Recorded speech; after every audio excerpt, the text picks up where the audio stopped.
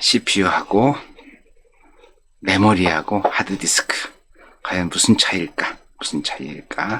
먼저 CPU에 대해서 같이 한번 얘기를 해보겠습니다. CPU는 Central Process Unit, 중앙 처리 장치입니다. 중앙 처리 장치. 그래서 컴퓨터의 동작을 제어하고 연산을 수행하는 핵심 부분이죠. 핵심 부분. 그 안에는 뭐가 있다? 산술 논리 연산 장치라는 게 있고, 제어 장치라는 게 있고, 그 여기서 계산한 값들을 보관할 수 있는 레지스터라는 게 있습니다. 레지스터 이렇게 구성이 되어 있는데, 여기서 이제 아주 재밌는 얘기가 있어요. 이 중앙 처리 장치의 성능 결정 요소는 헤르츠일까요? 바이트일까요? 자, 첫 번째 물어봤죠. 성능 결정 요인은 헤르츠다. 왜 헤르츠냐? 우리 컴퓨터 얘기하면은 컴퓨터는 그 용량도 크고 해야 되니까 바이트로 해야지 왜 헤르츠로 했습니까? 라고 이제 물어보시는 분들이 있어요. 그런데 여러분들 재밌는 게 컴퓨터는 사칙연산 있죠. 사칙연산. 더하기, 빼기, 곱하기, 나누기.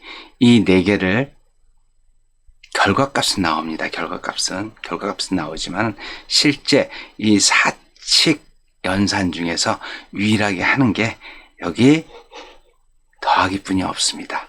빼기나 곱하기나 나누기는 못합니다. 컴퓨터는. 그러면은 곱하기는 어떻게 하느냐? 곱하기는 더하기를 그 횟수만큼 합니다. 예를 들어서 여기 그림 있는 것처럼 300 곱하기 100을 연산을 해야 되잖아요. 그럼 컴퓨터는 어떻게 한다? 컴퓨터는 일단 300을 가져옵니다.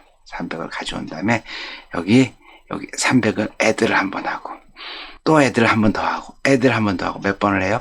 100번을 합니다. 100번. 100번을 해가지고 그 100번 더한 걸 갖다 세이브 해주면은 300 곱하기 100에 대한 결과값이 나오는 겁니다. 그래서 이렇게, 그러면은 얘를 계산을 하는데 언제 계산을 한다? 언제? 자, 1초에 얘를 갖다가 30억 번 할 수 있느냐? 20억 번 할 수 있느냐? 18억 번 할 수 있느냐? 그걸 주파수라 그래. 그건 이제 클락 펄스라고 합니다. 클락 펄스. 그래서 클락 펄스는 주파수이기 때문에 성능 결정 요소는 뭐다? 성능 결정 요소는 헤르츠가 맞다. 헤르츠가. 그래서 이 중앙 처리 장치의 성능이 1GHz다 그러면은 초당 10억 번 정도의 클락 펄스 정기적 신호가 발생한다는 얘기야. 그게 무슨 얘기냐면은 여기 있는 그림 그쵸? 요거를 1GHz 같은 경우는 몇 번 한다? 1초에 요거 하나, 둘, 셋 요걸 갖다 몇 번 한다? 10억 번 계산을 할 수 있다. 10억 번. 무슨 말인지 가시죠? 그래서 우리가 3.0GHz는 거는 1초에 요런 명령어를 몇 번 하는 거? 30억 번 하는 거. 2.8GHz. 그러면 요거를 1초에 28억 번 계산하는 걸 2.8GHz라고 얘기합니다. 우리가 이제 좀 고민해봐야 될 게 뭐냐면, 자, 우리가 6.0GHz짜리 CPU를 만들고 싶어요. 그런데 3.0GHz에서 6.0GHz까지 개발을 하는데 들어가는 비용이 5억 정도 들어간다. 예를 들은 겁니다. 예를 그렇게 들어가는 비용이 아니고 예를 든 얘기인데, 자, 3.0GHz짜리를 6.0GHz로 만드는데 5억 정도 들어가는데 너무 비용이 많이 들어가요. 그런데 그렇게 아니라 3.0GHz짜리를 갖다가 두 개를 사용하면은 6.0GHz 효과가 나오겠죠. 그렇죠? 이렇게 두 개를 사용해서 6.0GHz의 값이 나오게 해줄 수 있는, 들어가는 비용은 한 1억 정도면 된다. 그럼 어떤 게 좋겠어요? 이게 훨씬 좋겠죠. 그렇죠? 이렇게 두 개를 사용하는 게, 그래서 나온 기술들이 여러분들 아시는 것처럼 뭐 듀얼 코어니, 쿼드 코어니, 헥사 코어니, 옥탈 코어니, 데카 코어니, 이런 얘기가 나온 겁니다. 그죠? 듀얼 코어는 뭐 이런 CPU를 두 개를 동시에 병렬로 만들어 가지고 같이 사용할 수 있게 해주는 걸 듀얼 코어. 쿼드 코어는 몇 개? 4개. 4개. 예? 헥사 코어는 몇 개? 6개. 예? 6개. 헥사 코어는 6개. 옥토할 코어는 8개. 8개. 데카 코어는 10개. 이렇게 만드는 거죠. 이해되셨나요? 그 다음에 이제 CPU 말고 GPU라는 게 있어요. GPU는 우리가 일반적으로 얘기하는 그래픽 카드 얘기하는 거죠. 그래픽 카드. CPU는 Central Process Unit라고 얘기하는 중앙 처리 장치를 얘기하는데, GPU는 그래픽 프로세스 유닛입니다. 우리가 일반적으로 얘기하는 그래픽 카드를 얘기하는 건데, 그러면은 CPU와 GPU의 차이가 뭔지 아세요? CPU가 GPU의 핵심적인 차이. CPU는 정수를 계산하기 위해서 만들어진 게 CPU입니다. 정수 계산. GPU는 소수점 계산. 그게 무슨 얘기냐면, 여러분들 게임할 때 이미지가 탁 이렇게 커지게 되면은 게임하는 맛이 나나요? 별로 맛이 안 나죠, 그렇죠? 이미지가 막 커지는데, 내가 줌ing 쫙 했는데 탁 커지는 게 아니라 스무스하게 쫙 커지고 스무스하게 쫙 들어가고 해야지만 게임하는 재미가 나죠. 예? 그래서 그렇게 그 줌밍이 스무스하게 들어가고 스무스하게 나오는 거는 소수점 계산할 때 그렇게 나옵니다. 정수를 계산할 때는 그렇게 값이 나오지가 않아요. CPU는 고도의 성능을 요하는 작업을 잘하는 것이고, GPU는 단순 작업을 여러 개가 병렬로 동시에 하는 일을 잘합니다. 예를 들어 미분적분 문제를 풀려면은 수학 전문가 한 명이 초등학생 10명보다 잘하겠죠. 하지만 운동장에 있는 10개의 조약들을 주어서 쓰레기통에 버리는 작업은 수학 전문가 한 명보다는 초등학생 100명이 더 빨리 하겠죠. 따라서 단순하지만 여러 개의 작업을 병렬로 처리할 때 도움이 되는 작업은 GPU가 빠르고, 고도의 뭔가 많은 일을 하는 것은 CPU가 빠르답니다. CPU에 대해서는 이 정도 얘기할까 하는데, 아까 얘기하는 과정에서 약간 오해가 생길 것 같아 가지고요. 원래 300 곱하기 100을 하게 되면은 300을 100번 계산하는 게 아니라 100에 대한 숫자를 이진수로 나눠 가지고 2의 배수가 되면 시프트라는 걸 합니다. 시프트. 그래서 훨씬 더 빨리 계산을 하고, 또 하나 중요한 거는 빼기 같은 경우는 어떻게 해요? 빼기도 더하기를 하는데, 어떻게 더하기를 한다? 보수를 취해 가지고 더하고 이렇게 진행을 합니다. 자, 그래서 이제 CPU는 그 정도 알아보고 우리 중요한 이제 폰 노이만 컴퓨터의 핵심이라고 할 수 있는 우리 메모리에 대해서 같이 한번 알아보겠습니다. 메모리 이제 주 기억 장치라고 하죠. 메인 메모리, 그죠? 메인 메모리는 저는 이렇게 표현합니다. 작업할 수 있는 공간. 책상으로 얘기하면 책상 위가 되는 거죠. 책상 위가 작업할 수 있는 공간. 그래서 주 기억 장치라고 얘기합니다. 그래서 우리 이제 사람은 책상이 넓다고 일을 잘하는 게 아닌데, 컴퓨터든 책상이 넓으면 일을 굉장히 잘합니다. 여러분들 한번 생각해 보세요. 내가 여행 관련된 글을 쓰고 책을 쓴다고 보면은 보통 사전도 하나 넣겠지만 영어 사전도 있고 프랑스 사전도 있고 독일 사전도 있어야지만 그 여행 관련 책을 쓴다고 볼 때 메모리가 부족하게 되면은 영어 사전을 띄워놨다가 다시 영어 사전을 꺼내서 책을 쓰다가 그 다음에 독일어 사전이 필요하다. 그럼 이걸 다시 집어넣고 다시 독일어 사전을 꺼내놓고 또 쓰다가 또 집어넣고 또 프랑스 사전을 꺼내놓고 보다가 집어넣고 이렇게 하면 시간이 굉장히 오래 걸리겠죠. 그런데 메모리 용량이 크면은 어떡하겠어요? 백과사전, 영어사전, 독어사전, 프랑스사전 한꺼번에 다 꺼내놓고 책을 쓰면 굉장히 빠르겠죠.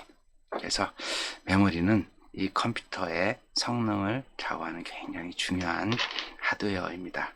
그래서 우리가 이제 보통 보는 이제 컴퓨터가 좀 느리면은 일단 이거부터 보셔야 돼요. 메모리의 사이즈. 그렇죠? 메모리의 사이즈. XP 같은 경우는 2기가가 안 되면 2기가로 올려주는 게 가장 급선무입니다. 윈도우 7 같은 경우는 최소한 4기가가 돼야지만 정상 속도를 올릴 수 있습니다. 네? 그리고 이제 윈도우 10 같은 경우도 아주 기본이 8기가는 돼야 됩니다. 8기가.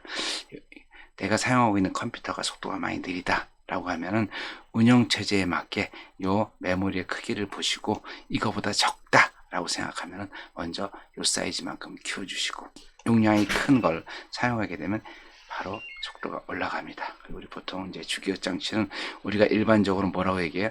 클립보드라고 얘기를 하죠. 클립보드가 메모리입니다.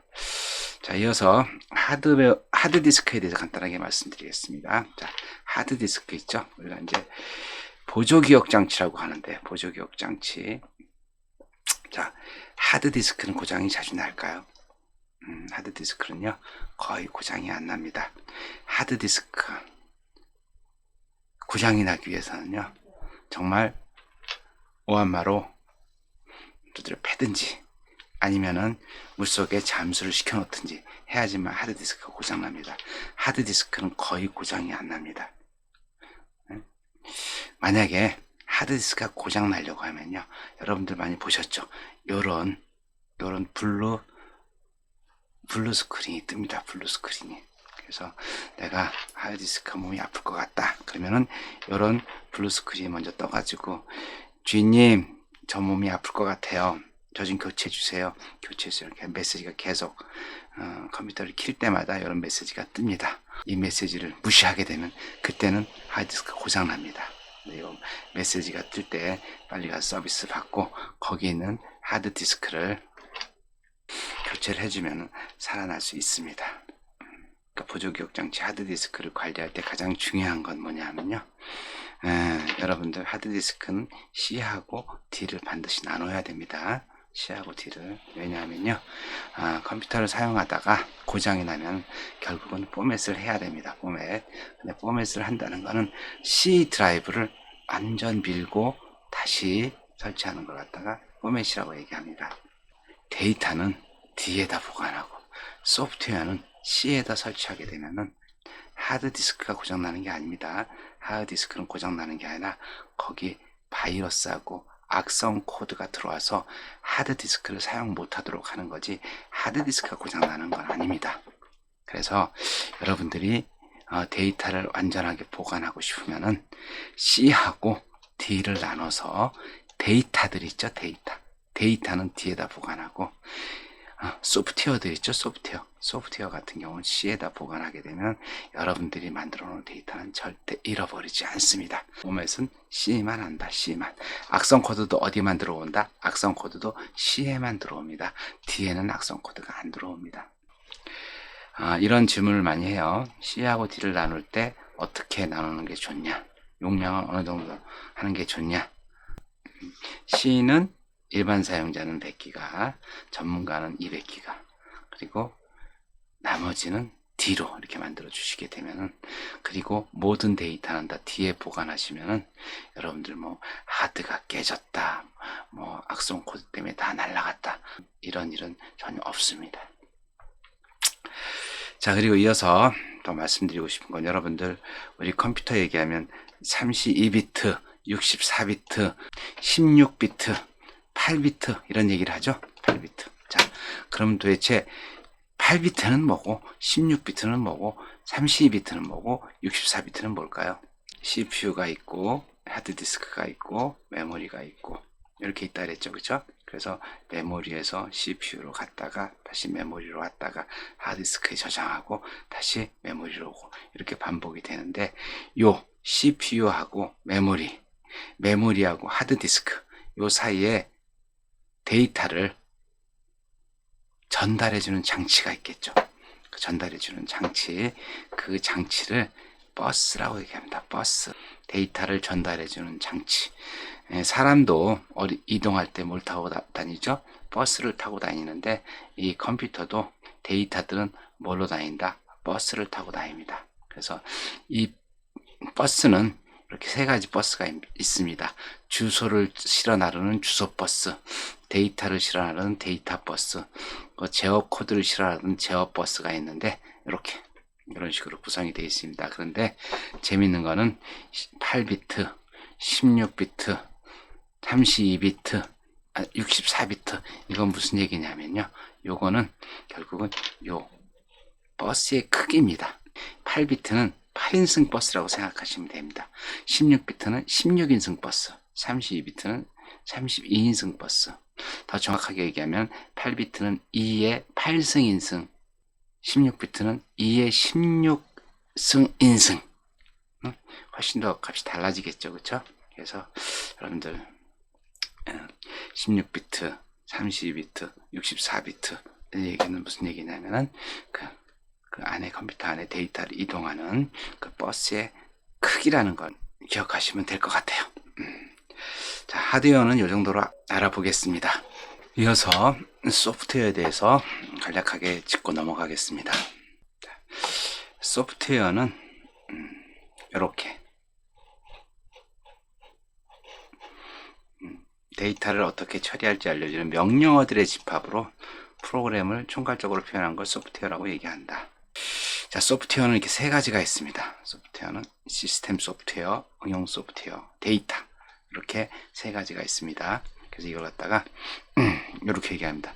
시스템 소프트웨어, 응용 소프트웨어, 유저 크리에이티브 소프트웨어, 유저가 만든 소프트웨어, 데이터죠. 데이터. 그래서 시스템 소프트웨어는 컴퓨터를 사용하기 위해 가장 근본적으로 필요한 소프트웨어인데 운영체제라고 하는 거 있죠. 컴파일러, 어셈블러, 라이브러리, 유틸리티 이런 걸 갖다가 시스템 소프트웨어라고 합니다. 시스템 소프트웨어. 그 다음에 이제 응용 소프트웨어는 가장 많이 접하는 거죠. 특정한 업무를 해결하기 위한 목적을 가지고 만들어진 프로그램을 응용 소프트웨어라고 얘기합니다. 그래서 엑셀, 파워포인트, 포토샵 그리고 스마트폰에서 사용하는 각종 앱들 이해되셨나요? 그 다음에 이제 유저 크리에이티브 소프트웨어라고 하는 건 이 데이터를 얘기합니다. 데이터. 그래서 우리가 응용 소프트웨어를 위해 사용해서 만들어 놓은 어떤 값들이죠. 값. 결국 우리가 컴퓨터를 사용하는 목적은 뭐죠? 이 데이터를 만들게 하는 겁니다. 데이터. 이걸 갖다 아주 쉽게 더 표현하면 이렇게 됩니다. 소프트웨어는 뭐다? 운영체제라는 게 있고 그 안에 앱이라는 게 있고 그 앱을 통해서 데이터를 만드는 거다. 데이터. 운영체제는 언어다. 언어. 사람과 컴퓨터가 대화할 수 있는 언어다. 사람과 사람 소통할 때는 뭐 한국인은 한국말, 일본 사람은 일본말, 미국 사람은 미국말 하듯이 이 컴퓨터와 소통을 잘하기 위해선 운영체제를 제대로 알아야 된다. 라고 생각합니다. 이해되셨나요? 자, 그 다음에 이제 두 번째 운영체제 말고 앱이라고 하는 거 있죠. 앱은 풀네임은 어플리케이션 소프트웨어를 갖다가 풀네임입니다. 요걸 줄여서 요 세 글자만 써가지고 그래서 앱이라고 얘기하는데 이제 스마트폰이 나오면서 앱이라는 얘기가 있고 웹이라는 얘기가 있어요. 자, 앱과 웹의 차이. 앱은 내가 플레이스토어나 앱스토어에서 다운받아서 내 저장 장소를 잡아먹는 건 앱. 웹은 앱을 다운받을 필요가 없이 웹 브라우저를 가지고 그 인터넷 주소만 알고 있으면 돌아가는 걸 웹이라고 얘기합니다. 웹. 이해되셨죠? 자, 그러면은 세 번째 소프트웨어. 데이터란 뭐냐? 데이터란 뭐냐? 제가 이제 학생들한테 많은 질문을 합니다. 운영체제가 중요합니까? 아니면 앱이 중요합니까? 데이터가 중요합니까? 이렇게 물어봐요. 여러분들은 어떤 게 제일 중요하다고 생각하세요? 운영체제 물론 중요하죠. 그쵸? 운영체제가 없으면 컴퓨터가 안 돌아갑니다. 자, 앱이 없으면 사실 우리가 앱을 사용하기 위해서 컴퓨터를 쓰는 거잖아요. 그죠? 자, 그러나 우리 같이 한번 생각해 보자고. 결국 운영체제도 앱도 뭘 하기 위한 겁니까? 내가 필요한 데이터를 만들려고 하는 거죠. 그죠? 제가 재산이 10억이다. 그러면은 그 10억이라는 게 내가 5만원권을 10억 원어치 갖고 있는 건가요? 아니죠. 그쵸? 은행이라고 하는 컴퓨터에 박경우라고 하는 계정에 10억이라고 써 있는 거잖아요. 그 데이터를 관리하기 위해서 은행에서는 엄청나게 많은 직원도 있어야 되고 보안도 해줘야 되고 컴퓨터도 좋은 걸 가지고 있어야 되고 건물도 있어야 되고 하는 거죠. 그렇죠? 그럼 결국은 우리가 이 컴퓨터를 활용하는 목적은 운영체제도 아니고 앱도 아니고 뭐다? 데이터다. 데이터. 이해되셨나요? 슈퍼컴퓨터 우리나라에 2개 있는데 그게 다 기상청에 있습니다. 기상청에서 그 슈퍼컴퓨터를 돌리는 이유는 뭐죠? 일기예보를 정확하게 맞추려고 하는 거죠. 일기예보를 정확하게 맞춘다는 게 뭡니까? 그게 바로 데이터 아닌가요? 태풍이 오면은 태풍이 어느 경로를 따라서 이렇게 올지 그걸 우리가 찾아내기 위해서 슈퍼컴퓨터를 사용하는 거죠. 이어서 클라우드 컴퓨팅에 대해서 간단하게 말씀을 하고 넘어가겠습니다. 클라우드 컴퓨팅, 인터넷을 통해서 IT 자원을 사용하는 컴퓨터 환경을 클라우드 컴퓨팅이라고 합니다. 자, 과거에는 요게 컴퓨터였죠. 그쵸? 요게 PC 가지고 엑셀, 파워포인트, 디베이스, 액세스 이런 걸 사용해서 내 어떤 값을 뽑아냈죠. 근데 지금은 네트워크가 연결되지 않으면 사실 의미가 없는 컴퓨터죠. 내가 구글링을 한다는 거는 내 컴퓨터를 네트워크에 연결돼서 이렇게 구글을 사이트에 접속하는 거고, 내가 네이버를 사용한다는 거는 내 컴퓨터를 사용해서 네이버 사이트에 있는 이 서버 컴퓨터를 사용하는 거죠. 내가 페이스북으로 SNS를 한다는 얘기는 내 스마트폰을 이용해서 페이스북 서버에 접속을 해서 거기 있는 소프트웨어를 사용하는 거죠. 여기에 인터넷을 통해서 IT 자원을 사용하는 컴퓨터 환경을 클라우드 컴퓨팅이라 합니다. 클라우드 컴퓨팅을 하기 위해서 꼭 필요한 소프트웨어가 있어요. 그 소프트웨어를 뭐라고 한다? 웹 브라우저라고 한다. 웹 브라우저. 크롬이나 익스플로러 외에 세계에서 사용하는 6대 웹 브라우저가 있습니다. 6대 웹 브라우저. 우리가 잘 알고 있는 익스플로러. 지금 가장 액티브엑스 때문에 가장 문제가 되고 있는 브라우저죠. 그 다음에 이제 크롬. 구글에서 만들어가지고 운영하고 있는 크롬. 파이어폭스. 개발자들을 위한 웹 브라우저입니다. 그 다음에 사파리. 아이폰 쓰는 사람들은 많이 익숙한 그 애플에서 사용하는 웹 브라우저. 그 다음에 이제 오페라라고 있습니다. 오페라. 이 오페라는 유럽 사람들이 굉장히 많이 사용하는 브라우저인데, 이 웹 브라우저는 특징이 리소스가 굉장히 작아도 잘 돌아갑니다. 이 크롬은 굉장히 파워풀하고 좋은데 리소스가 부족하면 벅벅거립니다. 이 오페라는 저사양에서도 굉장히 잘 돌아갑니다. 우리나라 같은 경우는 이 오페라를 거의 사용하지 않는데 유럽 사람들은 스마트폰을 자주 바꾸지 않습니다. 그래서 유럽 사람들은 이 오페라라고 하는 오페라라고 하는 웹 브라우저를 굉장히 많이 사용합니다. 그 다음에 이제 요 익스플로러가 문제가 좀 생기다 보니까 표준을 못 지키고 막 그래서 지금 익스플로러는 거의 사용을 안 합니다. 그래서 이제 이 크롬을 많이 사용하다 보니까 마이크로소프트사에서 크롬에 버금갈 만한 브라우저를 하나 만들어야겠다 나온 게 이제 윈도우즈에 포함되어 있는 엣지라고 하는 소프트웨어.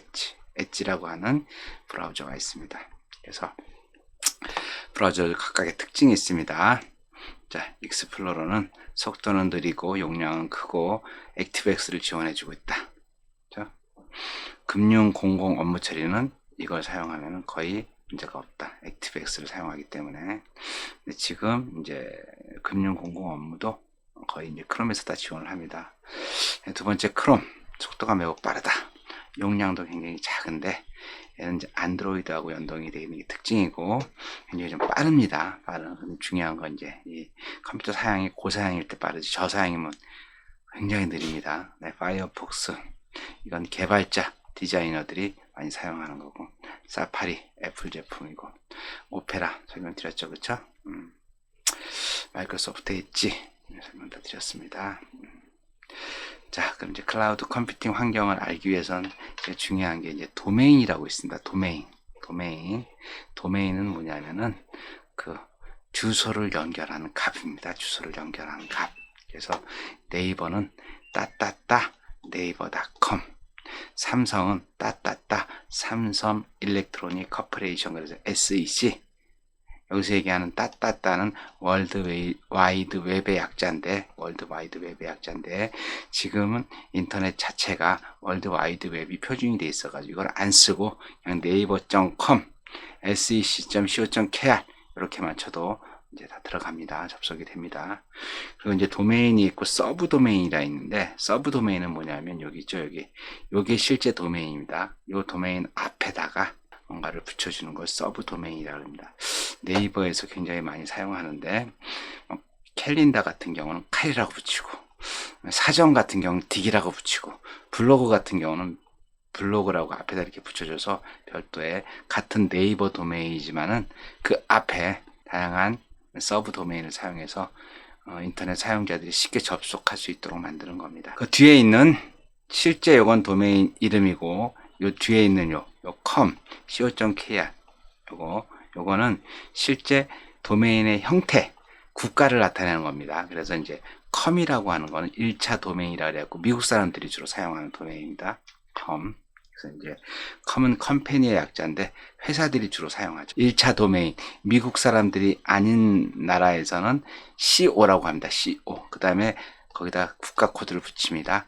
일본은 JP, 한국은 KR, 그 다음에 중국은 CN. 이 회사는 1차 도메인은 net, 그 다음에 국가 도메인을 쓸 때는 NE, 그 다음에 비영리 기관이나 단체는 ORG 또는 OR 이렇게 쓰고, 4년제 단과나 종합대학 같은 경우는 EDU, 1차 도메인은 EDU, 그 다음에 국가 도메인은 AC라고 치고, 정부기관은 GOV 또는 국가 도메인이 있을 때는 go.kr, 그러면 한국 정부 관련된 기관을 얘기합니다. 성공회 대학교는 SK 성공회 HU university.ac.kr 이렇게 되겠죠. 네.